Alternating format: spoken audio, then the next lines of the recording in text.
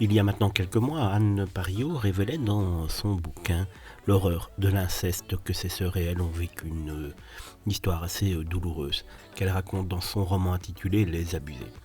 Et elle a attendu que son père décède pour rédiger son roman Les Abusés, inspiré des abus sexuels endurés par ses sœurs et elle lors de leur prime jeunesse et durant de très nombreux mois.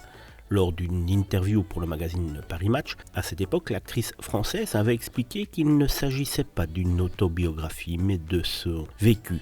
Et la ligne directrice de ce livre, car s'il ne s'était rien passé, je ne pourrais pas en parler de cette façon. Au fil de l'écriture, celle qui a choisi de rester dans le déni total durant de très nombreuses années doit passer par la fiction pour tenter de libérer ce qui est enfoui. Dans l'entretien, Anne Pariot s'était confiée sur sa relation avec son père, dont elle était très proche. Pour elle, leur complicité n'a jamais pu être associée à un acte d'inceste. Cependant, à l'écriture de son roman, certaines choses sont sorties inconsciemment, lui rappelant par exemple son premier bourreau.